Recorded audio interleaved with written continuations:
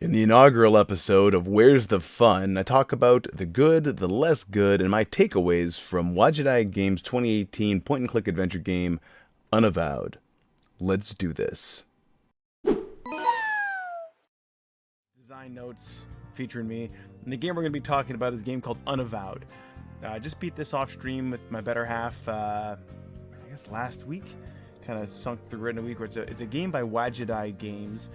They're the only company that I know of that are making high quality point and click adventures. So if we take a look at some of these, this is some of the screenshots you can see.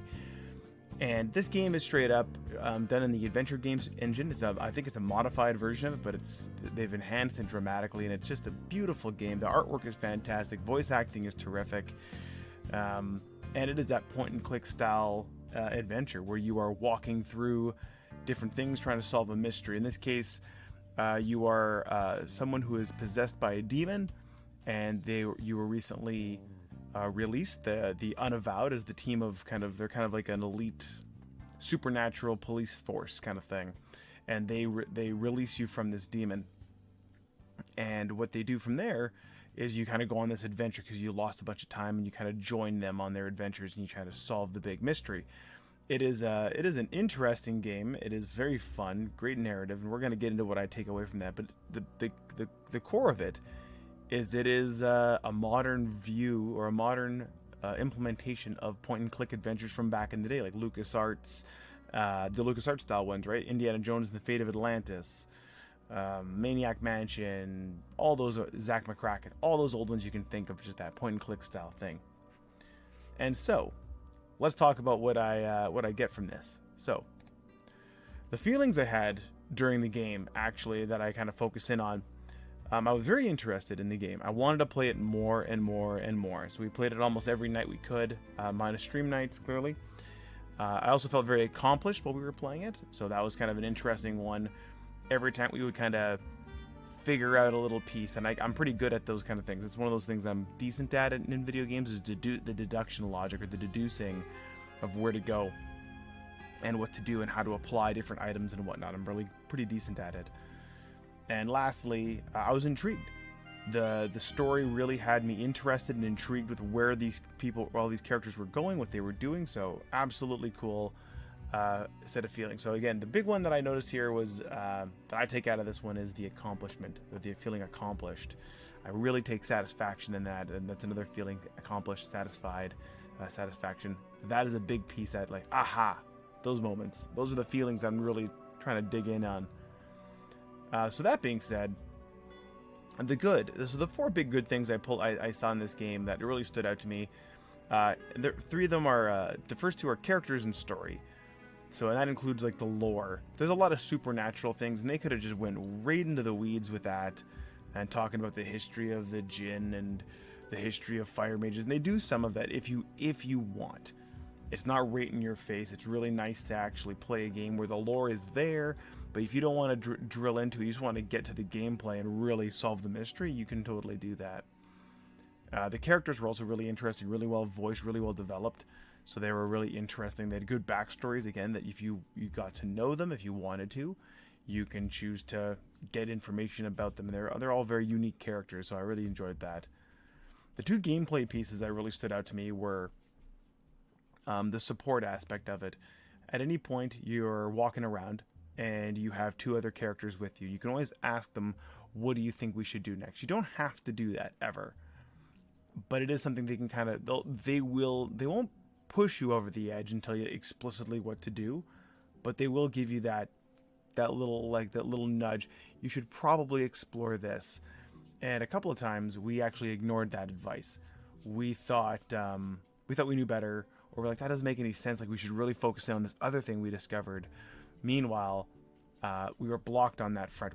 We actually needed to go down the line of where the character had led us to, whether it was go find this piece of paper. We should really investigate this topic. That was the big one in one of the scenarios. We had to go investigate a specific topic about a supernatural character. Don't want to spoil it. And we said, we don't have to investigate that. Who cares? We've asked the people about it. We should have figured it. But we clearly hadn't triggered something, but we kind of ignored it for a while and then got stuck. Turns out there was a book we needed to click on that we didn't notice. And again, that that thing about point-and-click adventures, right? The other thing I enjoyed was the control, which sounds really stupid for a point-and-click. That's pretty straightforward controls. I just found them very fluid and very nice, the way that everything kind of worked. The maps were designed, or the scenes were designed really well. You never really had to worry about where your inventory was. There wasn't an overbearing UI. Just the overall control and I guess presentation in there is kind of the tie-ins there. The couple of the less good things. I had some minor logic issues, so sometimes you'd have to take one of your characters and you'd use the character on like a door, right? Use the fire mage on the door to burn down the door. And that didn't work, but if you used the door on the fire mage, it would work fine. Like just weird stuff like that. That's actually a bad example. That one doesn't even make much sense. But you know what I mean? Like you'd have to use a character on an object, and you had to kind of get the right clicks in the right order, which was kind of silly. And the other less good thing was, of course, it's point and click. As much as I appreciate point and click, there's only so much gameplay you get out of that. But this one they did a great job. I just think, again, it's my fallback is that point and click thing. I just find it a little rough sometimes when you're clicking around that pixel hunting pieces of it, just stuff like that. And my takeaways from it, and there's actually 2 repeats in here from last week, which we covered at the end of last stream, which was Papers, Please. One is the repetition. Repetition can be interesting with different characters. And this is a great concrete example. So depending on the scenario, when you go to a scenario, you have to go to these different crimes you got to go solve. And you can start choosing what party members you bring as your party gets larger.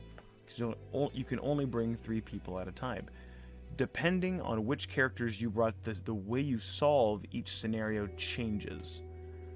If you bring the fire mage and the djinn with you, you'll have the ability to do stuff with her sword and his fire mage abilities. But if you didn't bring the fire mage and you brought the bestower, which is a throwback to the Blackwell series from the same company, great set of point-and-click games, you can talk to ghosts, and you have to go talk to ghosts to get more information rather than burning stuff down or whatever. So it's actually really interesting how the scenarios all played out depending on who you brought with you. So I really, really like that. And again, the gameplay mechanic, I think you're clicking on stuff and you're just doing that deduction, but really interesting. Logical interactions need to flow 2 ways. That's more of a testing thing, and you're only going to get that through repeated gameplay. I realize that's not a really good solvable problem, but if there's the little things you can do, if you can apply an action to one, if you can combine 2 actions to get a result, you should be able to combine them in any direction. So it's just kind of a, click on this object, then click on this object, results in that. You could be able to go in the opposite direction too, where item 2 and item 1 goes to the same result. Just little details like that. So it kind of my takeaway from that is really, from a developer, I'm really thinking like, how do you test that in an automated way? Because from a player testing point of view, that's a hard thing to test, to really tick off the list every single time. So you want to try to automate some of that, but that's a different conversation. Last thing is micro stories are everything. That was that term I came up with the Papers, Please. The citizens coming up to the border patrol or the border guard.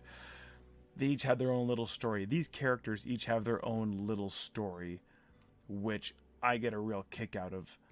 I find them very interesting. The people you meet, the little characters like you see in some of the screens, like the bartenders and some of the ghosts you meet, and just these different people you meet along the way. They all have their own individual plot lines that don't really impact the story, but they get you to relate to them, and they're very interesting characters.